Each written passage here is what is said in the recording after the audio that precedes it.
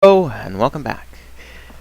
I don't know why I said welcome back, because this is the first episode of a brand new section of our TheFloofCast series. This is the TheFloofCast series artwork showcase. I am Jaloux, or Red, and I'm also here with Draco. Yep. And we're doing, as we said, artwork. And today's artwork we're looking at is Simon, or Simona's gallery, as well as in the Fur Affinity. So we may say he and or she, but it's actually a he, so to each his own. As we're going to start off, look at some of the older work and work our way forward to the newer stuff.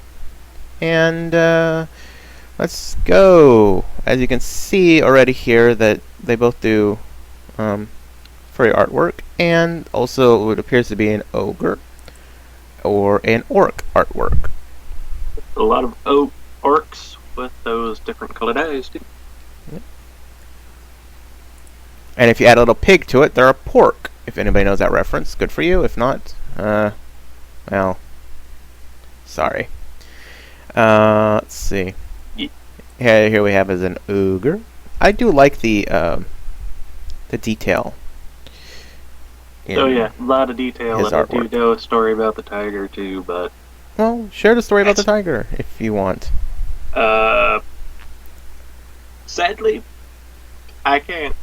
Not because I don't know, but because it may not be appropriate for virgin ears. Well, excuse me. A little FYI, as you can see up in the corner next to the logout screen, this is set on SFW. Simon stuff does have NSFW content in his Perfinity page, so if that is something that you're not interested in, click that SFW thing, or if you're really not interested in it, you should already have that on. Again, to each his own. Everybody has a different art style, everybody has a different way of drawing, and nudes in art have been around forever. Go to any local museum and peruse the canvas painting art. One out of every other picture you may see may have a nude in it whatsoever. So again, you really can't bitch and complain about it, but to each his own. Again, so okay, this is not NSFW, I'm guessing, so he doesn't wish to share it for whatever reasons. He'll say it later. People are going to be going, "Oh man." Well, ask the artist yourself. Sorry, not my area to share. Well, if the artist wants to share it with you, he will.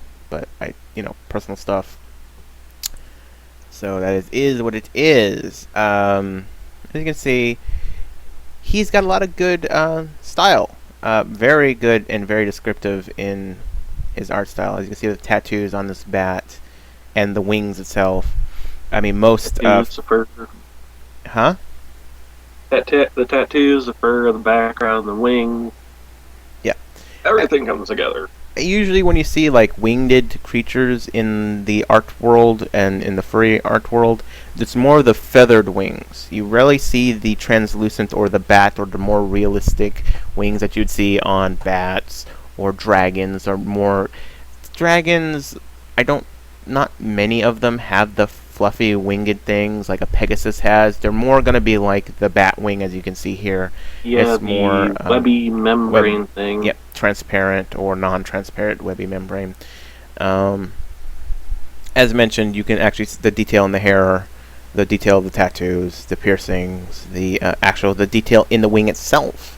It looks transparent. You can see the leg through in the body, through the wing itself, and it's the right amount of shading to actually make it look like it's an actual membrane than just black. He could have just done all black and it would have been fine as well, but he decided to go with a transparent and allow you to see the inner body. Yes, my second favorite picture by him. Not because I had anything to do with the inspiration of it or anything. If anybody knows Draco, you'd recognize this picture and where it came from. Yes, who is that beautiful creature? You're more than happy to comment on this. Only thing I have to say is, again, the background stands out to help stand out the foreground picture of the character itself. Lava, the lightning, the smoke, the stars. Yes, I was so proud of myself back then. Dragons in the community were just gaining popularity, and circles were still relatively new.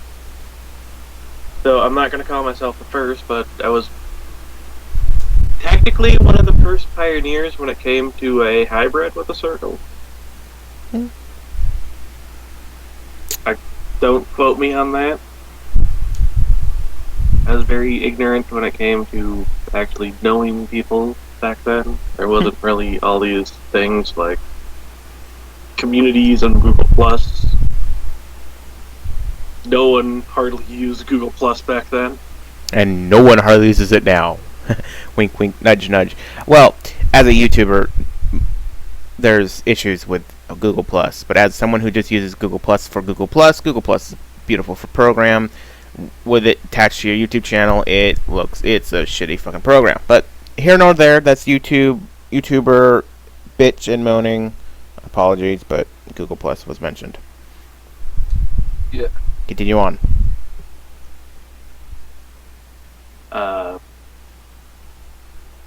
Sure. I go on a tangent and everybody gets foobarred. My brain is in Hawaii right now. Anyways, this picture right here actually looks very, very, very familiar. Care to comment on this one? Yes, there was actually part of a group picture that was done in front of a college. And it's actually actually 8 other people besides myself and the artist that were in it. And if I can find a link to that picture, I'll make sure we put it down in the description. Along with his fur affinity will be there, and anything else that we find that we wish to put in there. And he does have a like page on Facebook called Bloodwing's Den. I'll also try to link.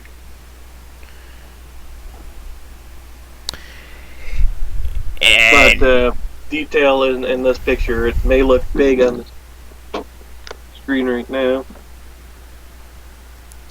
I like just the clothing. You got it kind of matches the circle dragon thing without the wings. You got the barbed wire, the gothic style pants with the chains and the blah blah blah. Yep, and there's still a lot of detail in this, but it's actually a small portion of the group photo. And actually, here's probably other parts of the group photo as well, because it's within that section. Yes, everything with the white or the 5 people with the white backgrounds were in it as well. There's 5 people missing. Right. Actually, voila. Oh, well, yeah, there we go. Despite the close-up, I am, for some reason, the biggest character in the screen. Well. That was not a bad thing. Now, if anybody's in this who's actually watching it, you can pick your character out. Which one are you? Oh, yeah, the artist is actually the bear under the tree. This one. No, that's a ferret. Not a ferret. That looks like a red panda. Well, okay, okay, the grizzly bear thing. The one who's smoking a cigarette. Yes. There you go. So we got one playing a Game Boy, also smoking a cigarette. Another one playing Game Boy, smoking a cigarette. I think there's it's college. Yeah, smoking cigarettes is popular in college. The tree away from everyone else. Just like the good old days. Just want to take the tail and just go and pull you out of that tree. Watch you go spinning out of the tree. That's a babe. I'm here. I'm just like in a little. No, I'm not even in the picture. I'm like right here, just staring out. Hey, can I join too? I'm just being me. The hair would be ripped out of my tail on the way up. A little more interesting things, as you can see, there is actually more than just furry stuff on her page. Hey, that armor looks familiar. Mass Effect! Excuse me. Looks like a mixture of Mass Effect with a little bit of Halo inspiration. Well, I'm going with Mass Effect because if you just look at the next page, we have a Krogan. Gotta love Krogans. But Gotta love Skittles. who doesn't like Skittles? As you can see here, this is a ref sheet. You can see some of the coloring and stuff like that. But it's kind of cool that it takes not only the furry fandom aspect, but also adds a little bit of humanistic characters into it as well. Not very many people actually like to add the humanistic characteristics into the fandom. They like to hide behind their OC, which I think isn't a good thing. I think we all should just be ourselves and also understand that we are human. That would be happy that if tomorrow we become our OC, but again, we're still human. Yep, and for some reason, I don't know why, but when it comes to those kinds of tales, the way he draws the little fluff at the end is, for some reason, appealing to me. The little poof ball. Yes. As you can see, going back to the original Bat post picture, he could have just done the style of Winged and called it a day, but he didn't. He went with the transparent, comparative to something just solid, one color. And even if you actually look into it, there is shading, and you can see a little bit right here that's a little bit lighter than the darker aspect of the wing to show a bit of a difference in the wing itself. You just have to look really closely. Either that or my eyes are doing that, like you look at the picture and you look at the other picture and all of a sudden the picture's moving type thing. Oh wait, shout out to Metallica. Yeah, Metallica. I didn't want to say it because boobs. Pictures on.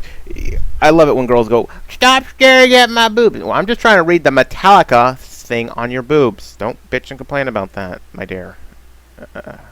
Another set of artwork. Okay. Would you like me to go back? Did I go too fast? I saw the purple circle. The purple circle? Yes. Oh, the purple circle. Would you like to see the purple circle? Hey, I gotta represent our species. Here we go. We got a purple circle. And I kind of like the little fuzz characteristics to show that, hey, it's not all skin or whatever. It's fuzz. And you got a little floofy tail at the bottom. A little poof ball.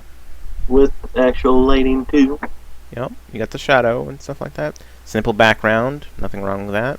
Because you got the shading. It looks like it's a, someone puts a spotlight on this circle all of a sudden, and you can see the shadowing on the brick wall or cement wall or whatever the hell. Plaster wall. This caught my eye because it's, it's metal. It's a robot. And it's also a furry. It kind of shows his capabilities of doing other things along with it. Yes, a varied array of skills. This strange one indeed.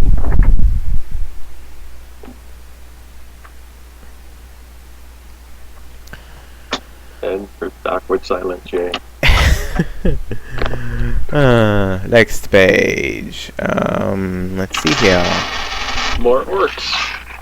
We have orcs, as you can see, but actually the thing I want to... Whoa. Noise sound effects. Sorry. As you can also see that here we have just a normal line-drawn picture artwork. Not digital, I don't believe. Looks like color pencil to me. But we have a griffin. A griffin and... Does that get any bigger? No, it does not.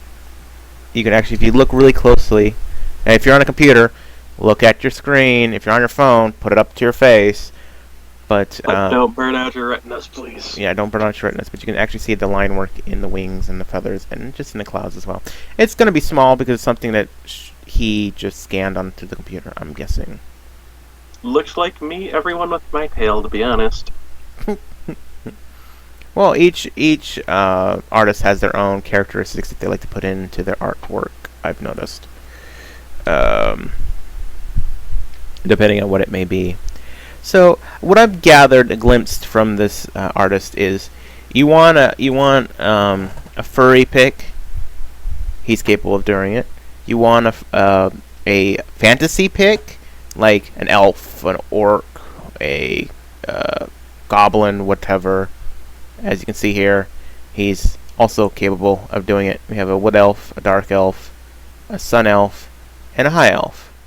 All three of these, Skyrim reference, Elder Scrolls references, sun elf, not so much. Unless it's supposed to be the My, what lovely ears you have. Well, they're elves. They're supposed to have lovely ears. I know. But I think this one caught my eyes as well. I wonder. Oop, there we go. But look at the detail in this picture. I think the most detail that makes me happy and it pops out is the butterfly, because you can just have a little bit of dots around the edge of the wing that you see on certain butterflies that just makes it stand out. Or if you know of what a butterfly has a little powdery on its wings, it kind of makes that look like it's there too. But it just radiates out into the rest of the artwork, where you see the shading in the wings and the two tones, and then just the light strokes in the wings to make it look like a feather, and then the stroking of the paintbrush in the feathering of the mane and whatnot. This is one of her his more. I already warned you about this. We've had long nights. His recent photo. I'm sorry. You have Simona. Yes, you have Simona in here. You're gonna get me saying it. Don't have to click on that photo, but back when it comes to the feathers and stuff, those are not easy to do. It took me an entire week in like high school to airbrush feathers, and I still failed the class. And they're at the skill level where they could actually put out something like this and have it done within like 2 to 3 days. Yeah. Which is phenomenal, because that very gorgeous picture. Put your nose to the grindstone and just, as some people would say, just do it! Oh yeah. He will actually sit down for like 10 plus hours a day straight. If you want to see your art done, usually he does stream it on First Stream. If it is a commission. Headshot, little cameo there. I like this, the hair, just, and the beads in the hair just makes it look really.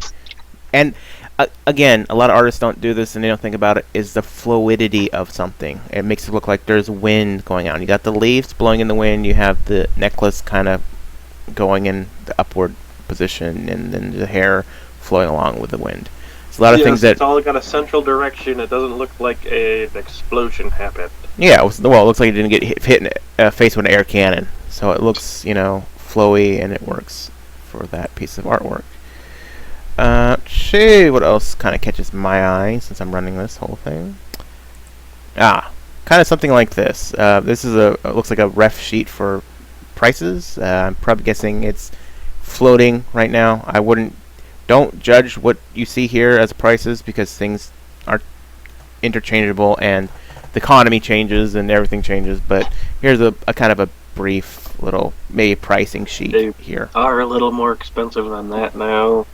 Well, that's completely fine. Obvious reasons. It is part of their living now. Yeah. Well, also if you get something, say like this, that may be probably $10 now, comparative to something that might be 15 to 20, you can see the difference. They're both great pictures, but the shading in it for a headshot makes it stand out 3 times more than just a flat matte finish. Yes, you can get it can range from like $10. The more detail you go, it could probably range to somewhere around $100 or so.